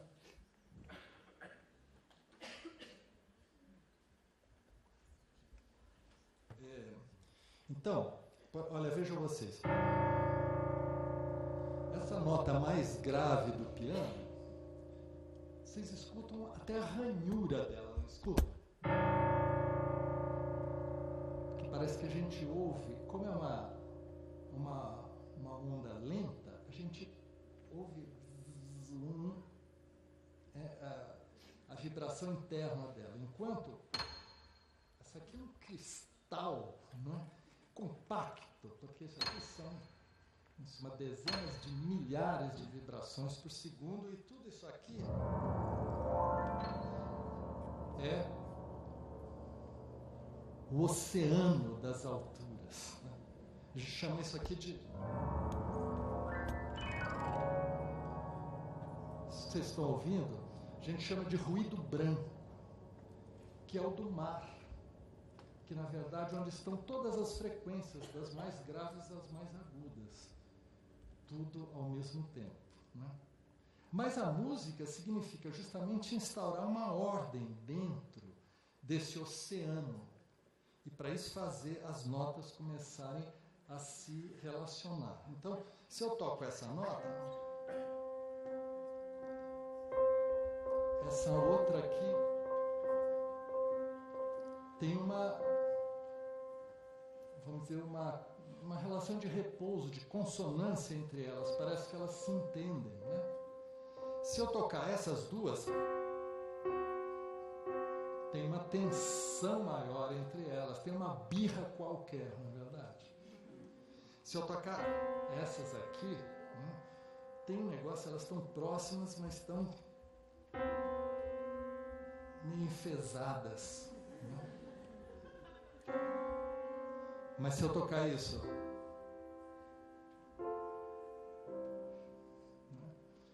o que afinal faz com que haja essas diferenças? Curiosamente, são relações numéricas entre as vibrações, parentescos numéricos, o que nos ajuda a pensar. Quer dizer, quando nós estamos fazendo música, ouvindo música, nós estamos fazendo cálculos, né? Cálculos complexíssimos, mas de maneira instintiva, direta, sem pensar nisso. Quando um coral afina na nota Lá, que as vozes mais graves e as mais agudas todas podem cantar essa nota, Lá. Isso aqui, essa nota convencionada como centro de um coral, ela está em 440 vibrações por segundo. E o coral não precisa pensar na hora. Pessoal, vamos lá então em 440. Uma oitava acima, pessoal, 880. Ou então 220, uma oitava abaixo. Não se trata disso. No entanto, essas relações estão sendo feitas e reconhecidas. Portanto, onde é que isso está acontecendo? No cérebro, que tudo isso, todas essas inter-relações estão se fazendo. Acho que aquilo que o Esper mostrou, que um músico, na verdade, treina e define é como se, por um lado, esses cálculos todos, eles fazem parte da matéria da música, e vamos dizer, aquela pessoa tem que ter um grau de precisão em relação a essas relações todas, que são múltiplas e muito ricas, né? É interessante a gente saber, isso aqui eu me admiro que os cursos de música não partam de ensinar isso aqui. Não ensinar isso é como se manter as crianças achando que são por causa das cegonhas que os nenês chegam. Mas é o seguinte, o som, ele contém dentro dele, um som como esse, vibrações internas que têm outras notas dentro dele, como se fosse o prisma solar. A luz do sol, refratada por um prisma, ela se divide em várias cores, né? Um som também. Quando você tem uma nota como essa, um som fundamental, qualquer nota reverbera dentro dele essas outras.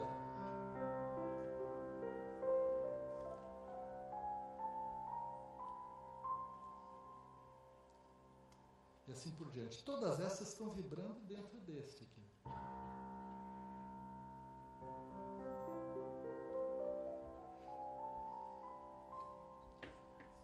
Isso a gente chama de a série harmônica. O som não é simples, não é só um feixe, quer dizer, uma camada de vibrações. Ele é um feixe vibratório em várias velocidades. O que define essa série harmônica? É a seguinte: se esta nota estiver vibrando numa frequência, por exemplo, de 100 vibrações por segundo, essa aqui é 200. É a oitava, o intervalo de oitava é sempre o dobro do outro.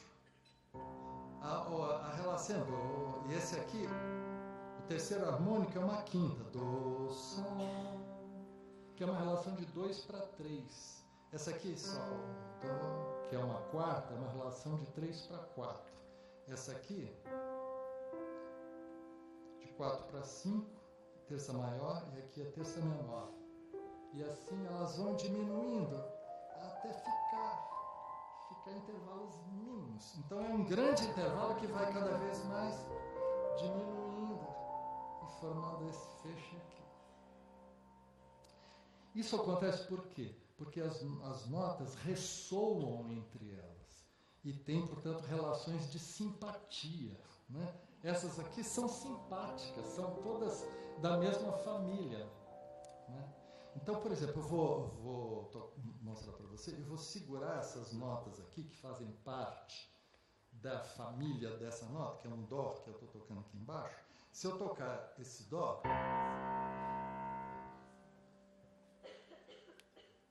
não sei se a microfonação está permitindo ver, que eu já tirei a nota aqui e ela continuou soando lá no piano, sem, né? Aqui, ó.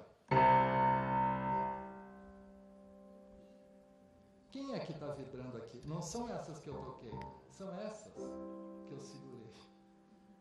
Vibrando por quê? Vibrando por simpatia. Os sons têm simpatia entre eles. E às vezes antipatias. Ou às vezes indiferentes. Então, por exemplo, esses aqui, ó. Esses aqui não fazem parte da série harmônica do dó que eu estou tocando aqui embaixo. Então, eu vou segurar agora esses. E tocar de novo o dó. Olha lá dentro. Indiferença absoluta. E aqui, ó. Animação, sim, estou por você. E isso porque justamente aqui estão as relações numéricas. São as notas que são o dobro, um terço, um quarto daquelas, as relações mais elementares que formam o acorde perfeito maior. Por isso que é a base da nossa música, né, tonal. Quando a gente tem aqui, por exemplo, essa sonata de Mozart,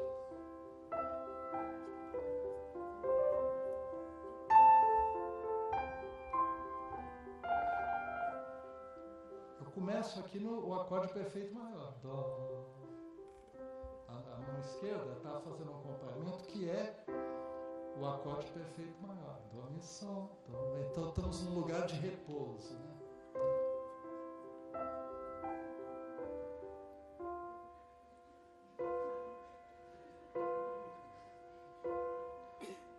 Este intervalo aqui é aquele que na Idade Média chamavam de diabolos em música, entende? O diabo na música, como se o diabo tivesse entrado na criação divina para provocar tensão. Esse intervalo, que é o trítono, ele cria uma tensão que funciona como um momento de suspensão que Mozart nos coloca e resolve.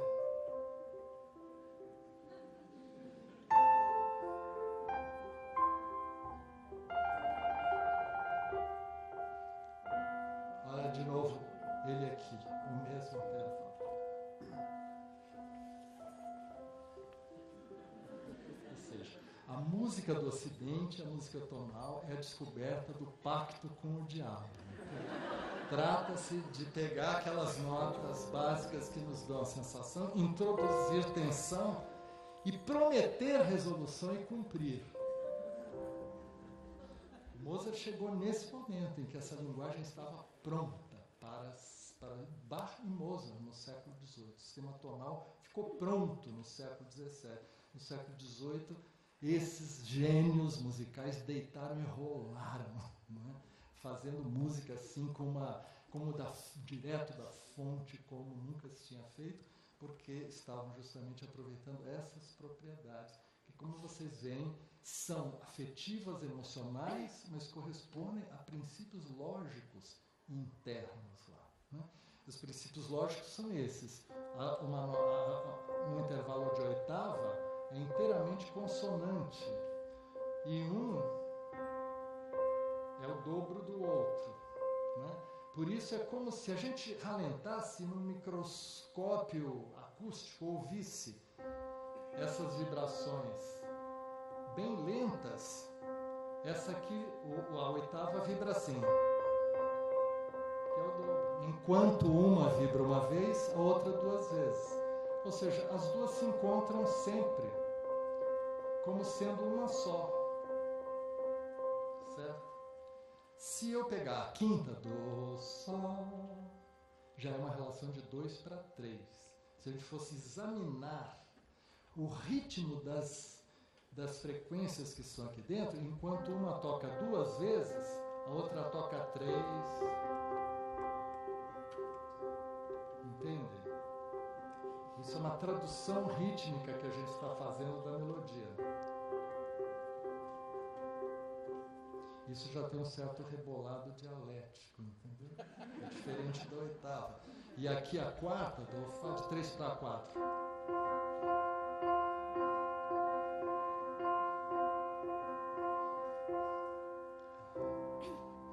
Então, esses são os graus de compatibilidade que existem dentro das notas, né?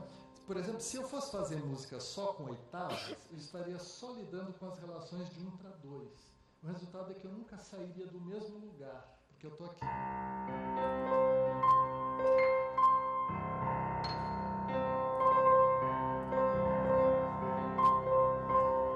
Se eu fosse tocar assim um concerto para oitavas, é uma música que, por mais que eu me esforce, né, compulsiva, obsessivamente, ela está sempre quase que num espaço estático, porque não há aquele salto que o número 3 dá, e que você tem com a quinta, porque se você fizer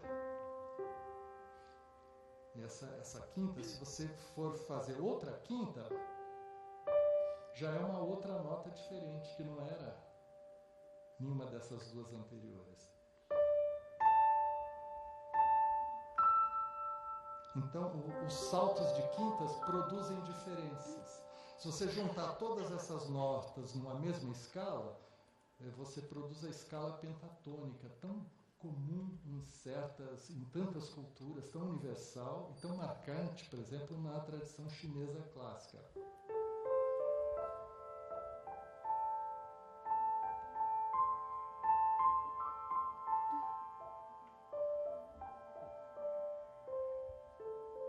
Eu não estou pensando no que eu estou tocando. Basta tocar as notas da escala, que ela já tem uma lógica própria dada por essas escolhas, entende? Os chineses diziam, não passe da escala pentatônica, porque aí vem problema, entendeu?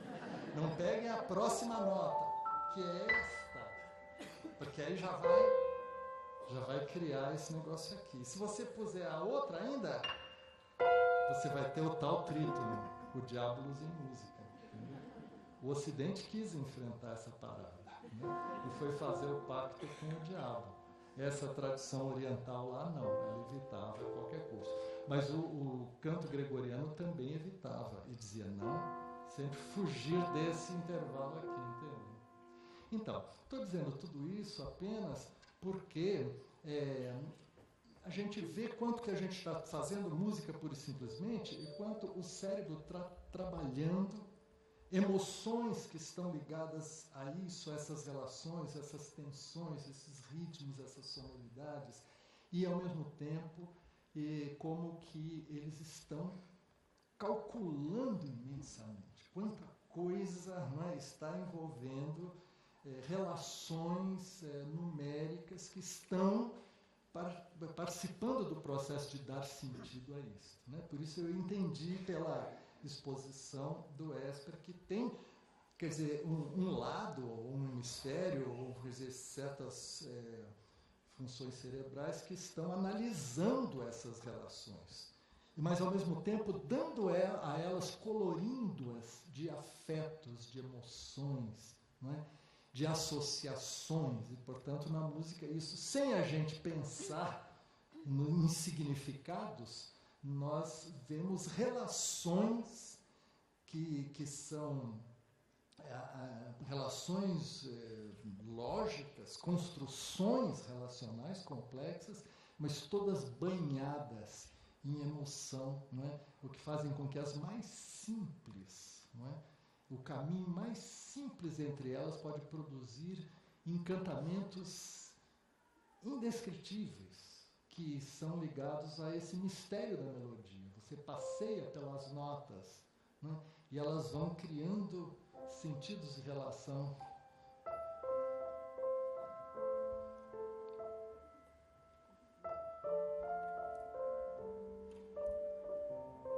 Nunca vi ninguém explicar por quê é tão forte uma melodia tão simples como essa. Ou então, ó, eu toco com um dedo só.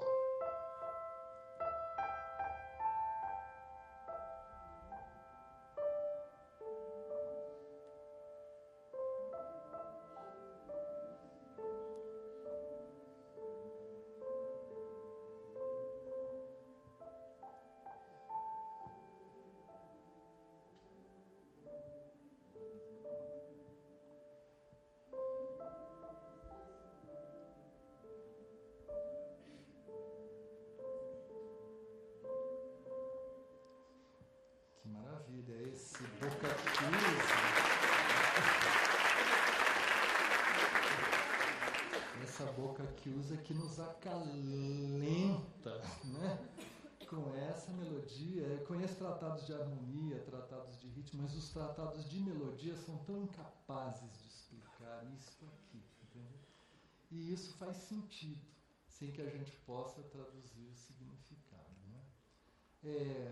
Bom, valeria a gente selecionou um exemplo para ser mostrado, um exemplo gravado lá, que eu pediria então ao Bruno que soltasse, e é um exemplo onde a gente vai ouvir melhor essas relações entre intervalos, ou seja, entre a oitava, a quinta, o acorde perfeito maior, os intervalos melódicos e as durações, os ritmos que estão contidos nas frequências, né? Vamos ouvir então, por favor. Você está com ele aí no ponto para passar? Isso faz parte do som e o sentido. Tem um CD que acompanha, muito interessante. Um intervalo de oitava, um tom e pulso.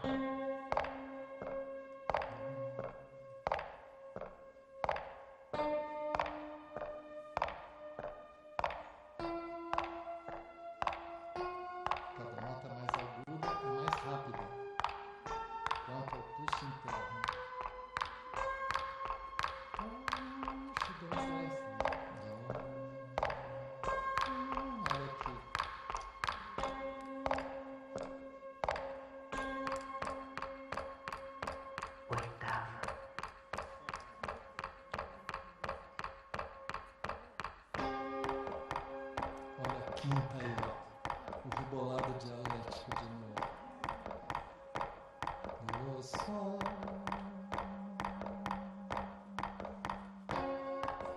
A quarta. A marcha rancha.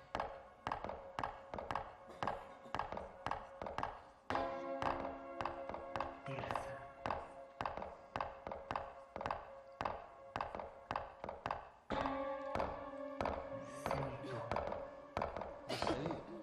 Fica se batendo, né?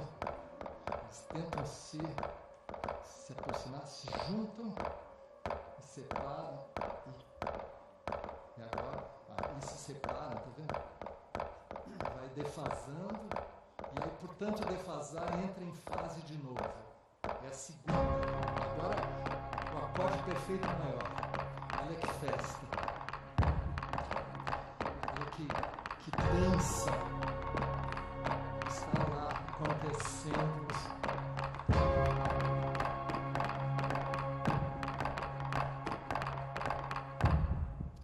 Certo, obrigado, Bruno. Então, esse exemplo talvez nos dê uma dimensão daquilo que acontece em velocidades rapidíssimas, na música, no som, mas acontece no cérebro, que está analisando e lidando com tudo isso, né? Devo dizer que eu tenho pensado nisso nesses dias em que temos conversado, que cada pessoa toca, seja músico treinado ou não, um instrumento musical que é o ouvido. O ouvido musical é um instrumento que cada um toca, né? E dependendo da qualidade da escuta, você está fazendo música quando você está ouvindo, né? Porque há uma diferença entre aqueles que só querem ouvir o mesmo, só querem ouvir o que já sabem, só querem ouvir o que já conhecem e não se admitem ouvir, na verdade, que é sempre ouvir aquilo que você não conhecia, quer dizer, ampliar essa área, como diz o Esper ali, criar, né, neurônios, né, neurogênese, assim que se chama.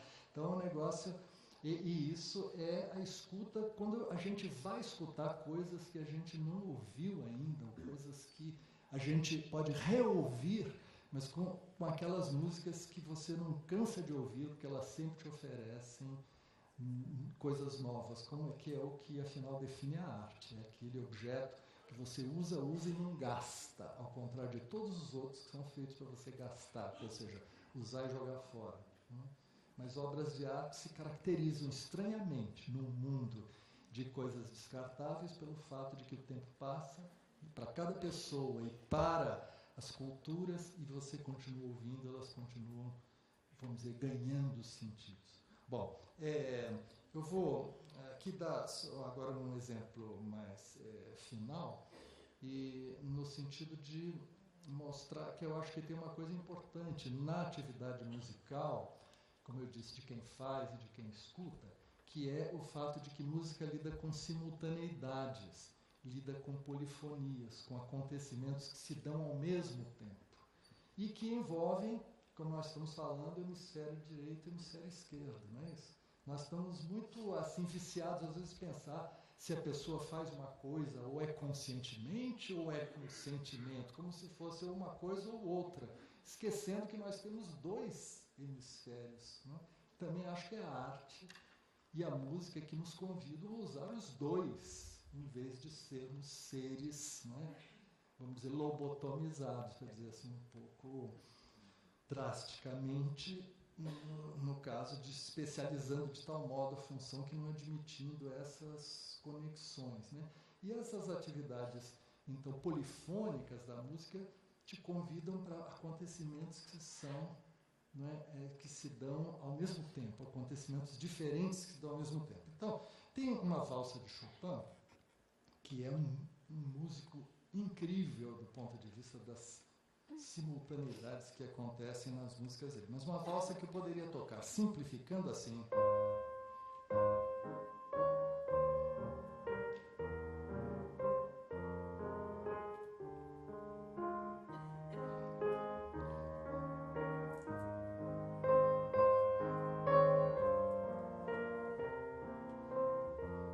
Eu estou fazendo uma simplificação didática dessa música, só para partir desse ponto que nós temos um ritmo ternário. 1, 2, 3, 1, 2, 3, 1. Que está aqui no acompanhamento, portanto, na mão esquerda, né? E a mão direita está dentro disso, tal como eu estou tocando. 1, 2, 3, 1, 2, 3, 1, 2, 3, 1, 2, 1. Muito bem. Mas só que a música, tal como ele compôs, não é exatamente assim. Ela é assim, quer dizer, ainda uma versão simplificada.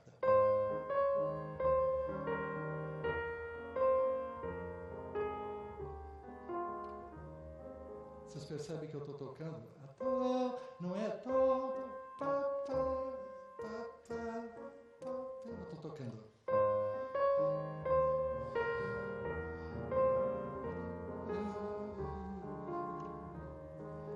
estou tocando a mão esquerda num tempo que é o da valsa. 1, 2, 3, 1, 2, 3. Mas a melodia está em 2. 1, 2, 1, 2, 1, 2, 1. O que resulta numa coisa assim. 1, 2, 3, 1. Ou seja, estou pensando por um lado em 3 e por outro lado em 2. E essas duas coisas juntas resultam numa terceira, né? Que pede essa independência. Mas se a gente for ao original dessa valsa, ela tem uma complicação a mais, que a mão direita está fazendo não só isso, mas está fazendo.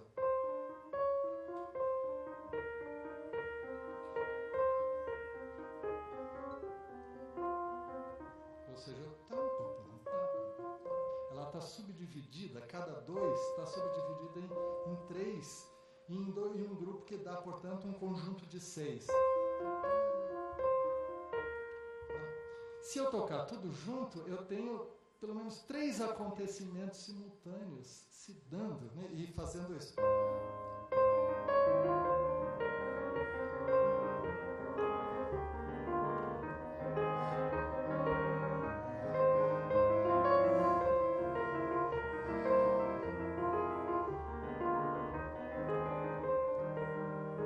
E isso vai ser mais rápido e com a intensidade que é.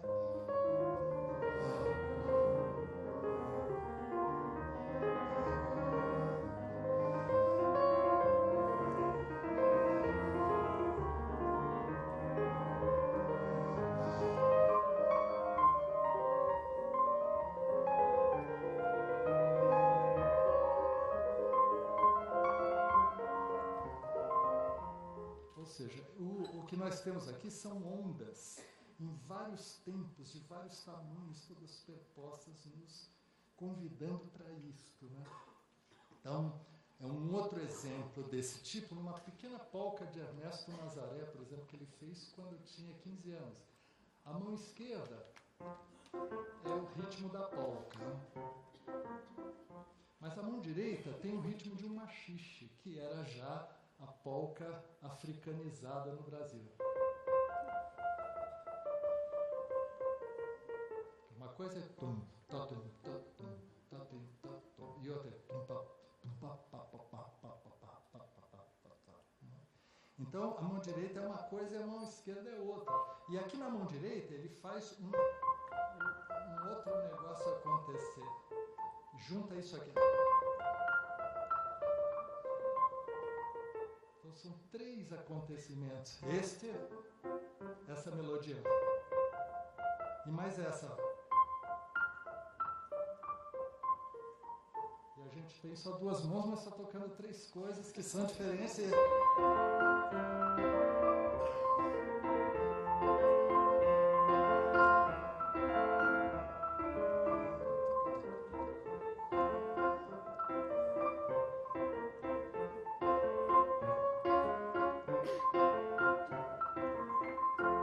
Ou seja, ele já está fazendo o ritmo como se fosse um tac-tico-tac, tico-tac, tico-tac, tico-tac, do pandeiro de um samba que ainda não existia. Entende? Mas tudo isso, então, ligado a essas relações internas que a gente vive quando faz música, e são as diferentes formas pelas quais ela nos chama. Insisto nisso, isso que eu tenho aprendido nesses nossos encontros.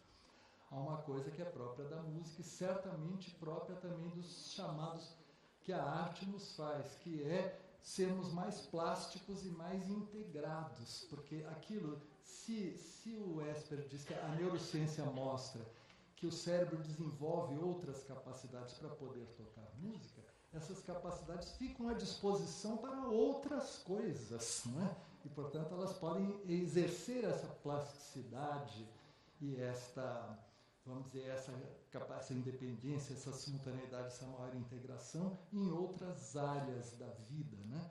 E isso nos faz ver que lidar com arte tem que ser tirada daquela ideia de que se trata simplesmente de uma atividade puramente gratuita, que não corresponde, que supérflua e ornamental, que pode simplesmente ser descartada. Porque ela é, além disso, mais que tudo e maravilhosamente supérflua. mas justamente supérflua porque ela é absolutamente necessária, né? E o que nós precisamos é justamente de coisas que sejam justamente absolutamente necessárias, porque não servem para nada a não ser para isso, para a vida, para a felicidade, em suma, para o crescimento da alma, do corpo, do espírito, ou o que quer que seja.